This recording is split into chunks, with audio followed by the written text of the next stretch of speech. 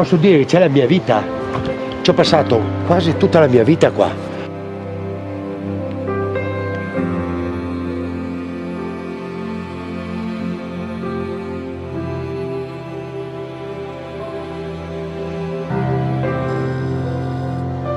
Mi sono inventato scultore, così per hobby.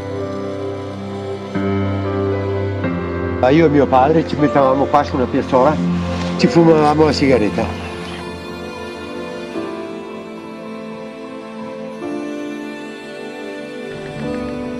Questa è una centenaria, questa ha vissuto 104 anni, la più vecchia del paese.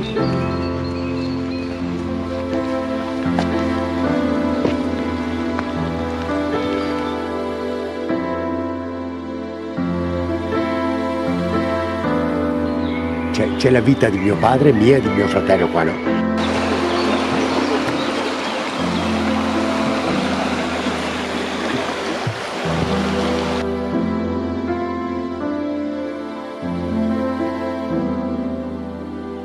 Ci sono cresciuto da bambino, venivo giù con la nonna, come tutti spesso.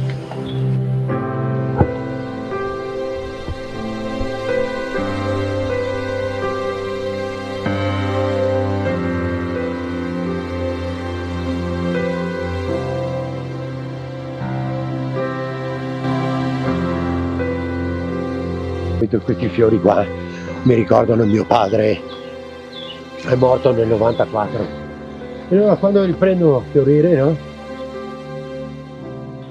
Si fa per tornare indietro con il tempo, no? E lui ci ha messo la vita qua, sempre anche lui.